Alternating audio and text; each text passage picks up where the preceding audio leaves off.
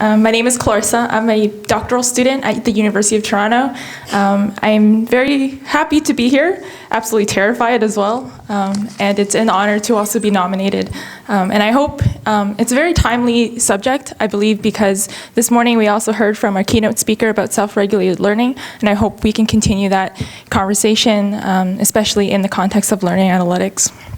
And so today, the topic of my presentation will be transitioning self-regulated learning profiles in hypermedia learning environments.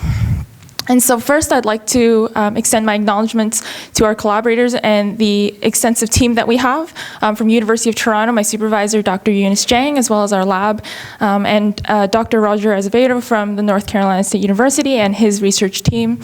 We also have several funding agencies that have been very supportive in our endeavors to understand our students. So a brief overview. My goal today is to get through this presentation in a linear fashion.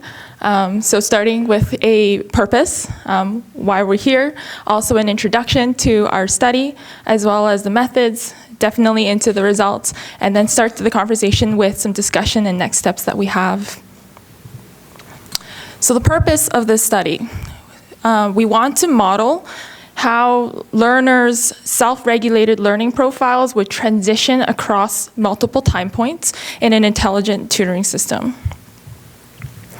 And so why we want to do this, currently we're very familiar that students are constantly engaging in multiple technological mediums to learn, and learning is an extremely taxing process that requires a high degree of regulation, and this is in need, especially so that students can achieve the highest efficiency.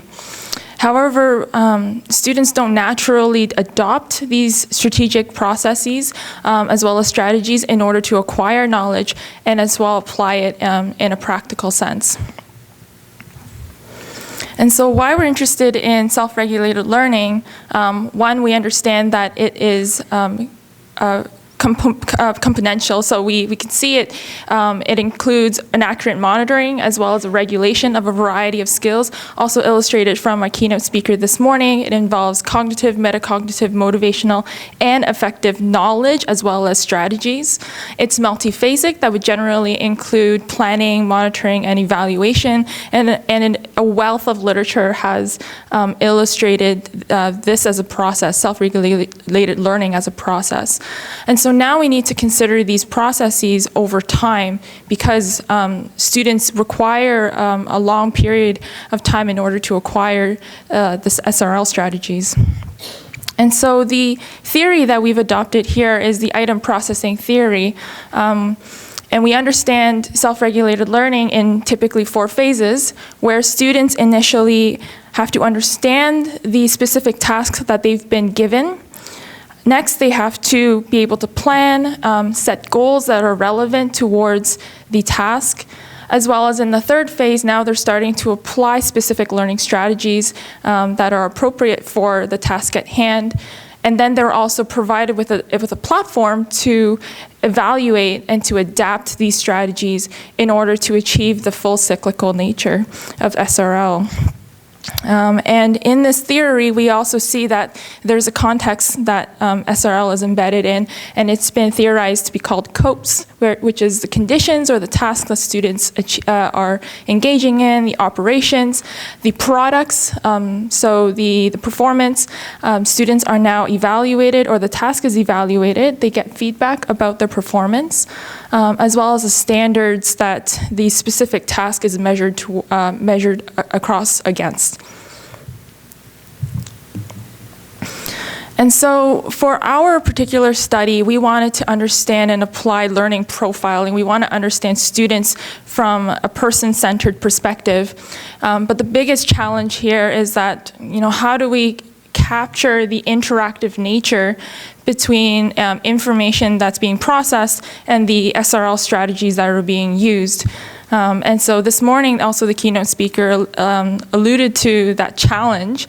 And so one of the methods that we've employed today in this study is at a single time point, we can apply latent class analysis. Essentially, this analysis would group individuals based on class probability parameters, and this could tell us what number of classes would fit this particular type of construct. And so the parameters would allow us to understand what is the likelihood of an individual belonging in the specific class. And classes essentially describe individuals that would demonstrate very similar responses or behaviors. And so moving on beyond just one single time point, as I mentioned earlier, we need to look at SRL across time. And so an extension of that is latent transition analysis, where it looks at multiple time points to examine how these classes would evolve and transition over time. It's also a person-centered analysis, which we believe is very critical to describe longitudinal changes. This is actually a statistical model-based analysis that would group individuals based on unobserved traits, latent traits in this sense, which is very matching for SRL. And it would describe changes across the latent classes and then give us probability of transition from one class to another, or maybe from one class back to its original class. So the system that we've applied in, today I'm going to talk about MetaTutor.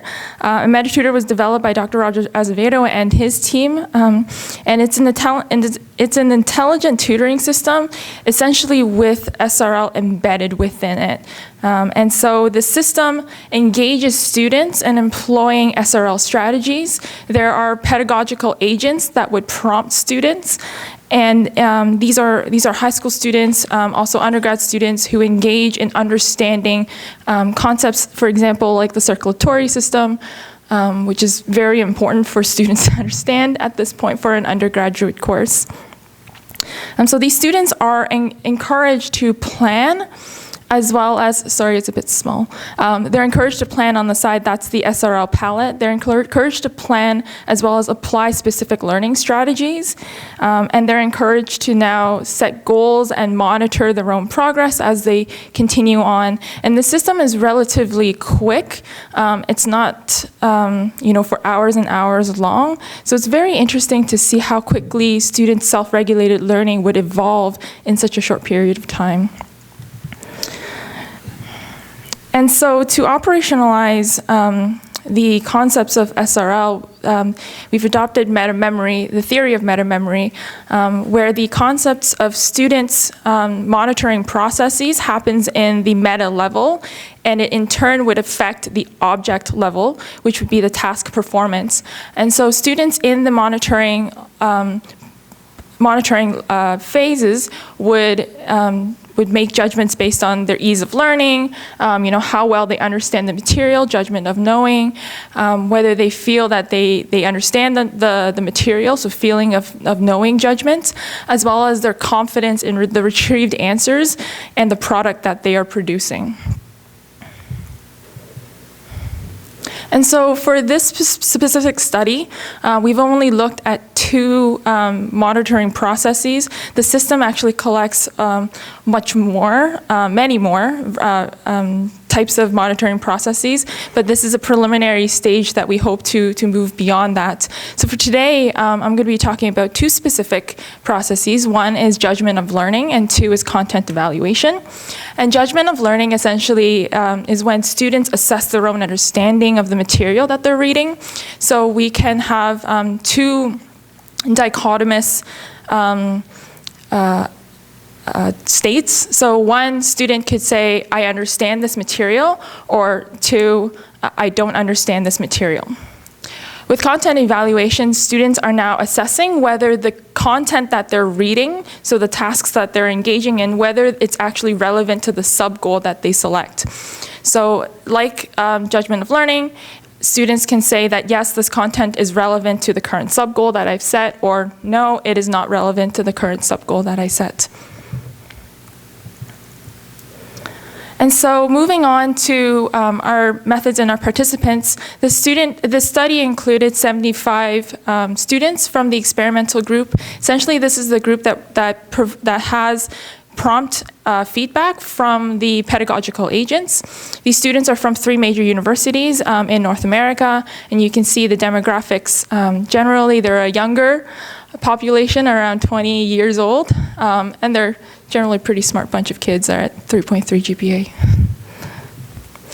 So the data sources that we have today, actually we're using log file data, and these are time-stamped events that, so we had an illustration from the keynote speaker as well, what time-stamped data looks like. So these are the actions that students take.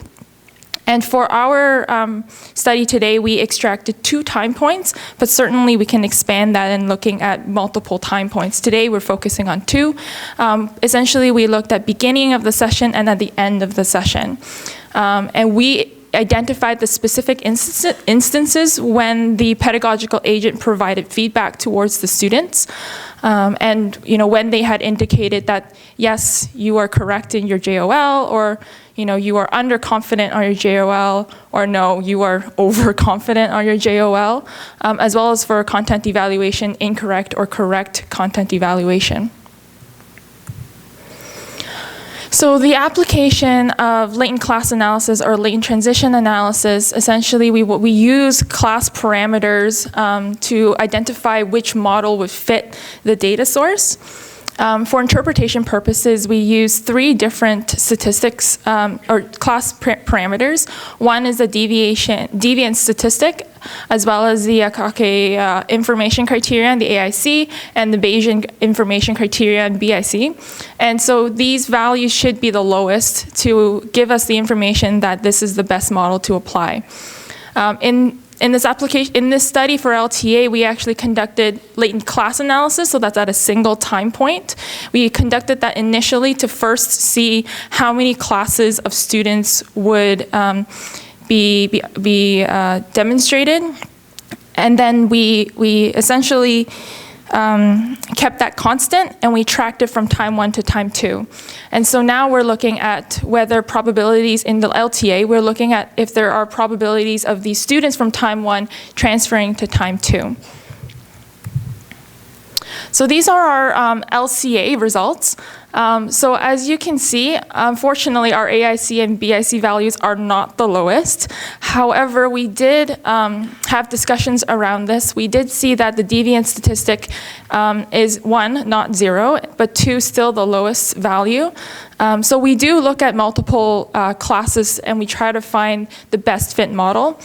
In this case, because also of the nature of SRL, as well as the distribution of students in each class, we opted to go for the 3-class model. Again, for our LCA results, we see 3 different classes. Our first class, we have students who are strong in their content evaluation, and they're emerging in their JOL. In our second class, we have students who are very strong in their JOL and still emerging in their content evaluation. And third is a very interesting group where we have students who are overconfident, as well they are incorrect in their content evaluation. So it's very interesting to see the separation of groups here. Moving on to our LTA results. Bear with me, I will try to, I know it's not time series and I wish it was, but it was trying to understand how to visualize this information that could be meaningful to everyone. So on the x-axis, we have the classes that are at time 1. The y-axis is the probability of membership. And the lines and the colors represent the classes of students that are occurring in time 2. So for example, we see that students class 1, so remembering these are students who were strong in their content evaluation, these students are 0% probable of transitioning to a class 3. And that's not surprising. We're glad to see that they're not becoming overconfident and incorrect in their content evaluation. But on the other hand, we see that students in class 1 of time 1, these students are 63% of transitioning into class 2. So now students originally who were strong in content evaluation are now demonstrating strength also in judgment of learning. And the vice versa, we see that as well. But most interestingly, we see here in class 3, if I can direct you to class 3 at time 1, these students were almost 77% probable of transitioning to class 2. So in the short period of time, we see students who were initially confident in their JOL and incorrect in their content evaluation. Now they are students who are transitioning into becoming strong in their JOL and emerging in their content evaluation. So this is a very interesting point to make. Wrapping up to talk about some of the discussions, again, this is a preliminary study that we have found a 3-class model did fit our conceptual understanding of SRL. And then we examined the transition across time 1 to time 2, and we saw students who transitioned from a strong content evaluation, emerging JOL, to a strong JOL emerging in content evaluation. Sorry, that's a mouthful, as well as vice versa. So we see students now have developed the other SRL strategy. Now, this is not to indicate that students have lost the initial skill, but we conjecture that these students are actually strengthening in the other SRL strategy because of MetaTutor and while they're being prompted in their feedback. But perhaps most interestingly, we have class 3 here. Again, these are students who are overconfident in their JOL and incorrect in their content evaluation. And we see overwhelmingly over more than 75% of class 3 would later demonstrate an improvement in their JOL. And then about 17% of these students would demonstrate an improvement in content evaluation. And we hope to talk about maybe this could be explained by the specific tailored feedback that is provided within the MetaTutor system, which are given from the pedagogical agents. And so students receive this tailored feedback that target these areas of weaknesses. So that may explain why we see the transitions of classes.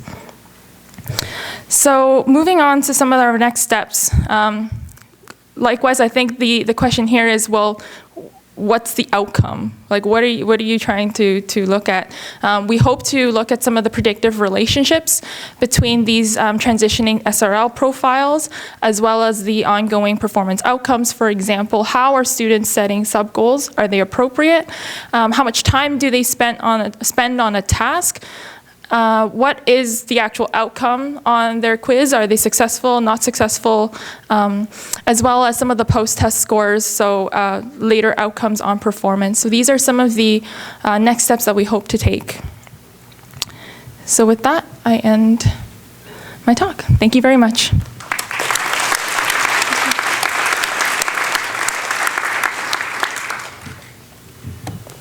So thank you very much, and we're welcome to take questions. So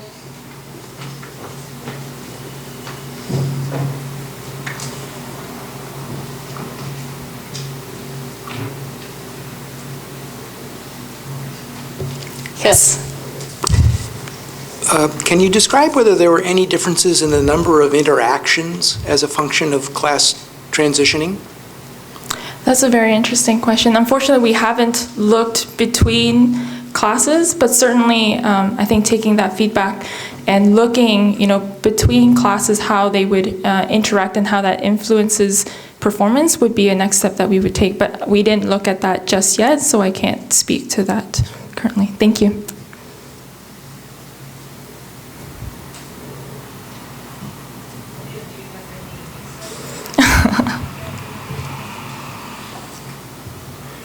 Well, my hypothesis is that you need interactions to get feedback, and consequently, a greater number of interactions might have a greater opportunity to have impact. Right, thank you. I appreciate that.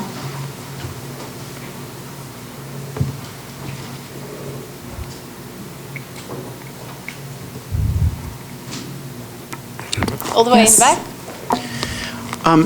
As I understand it, self-regulated learning is modeled both as a process but also as an individual difference often. And I'm wondering if you considered the possibility of measuring students' self-regulated learning ahead of time, or whether you just assumed that they all started with the same self-regulation tendencies. Right, so having a baseline and seeing how that would change. That's a very, very good question, and that's not something that we've specifically looked at, because in the sense that students need to be active in their, I think we were looking specifically at the effect of the system. So initially we would have, the assumption is that they have not been integrated in the system, so they just have not been accessing the self-regulated learning strategies that are exposed to them within the system. So previous to that, they certainly may have been exposed to other types of self-regulation learning. But in this case, because it's more of a person-centered analysis, in a sense, I think it would account for previous understanding of SRL. Moving forward, now we're looking at simply the effect of the system as they progress and transition from the beginning to the end of the session. Thank you.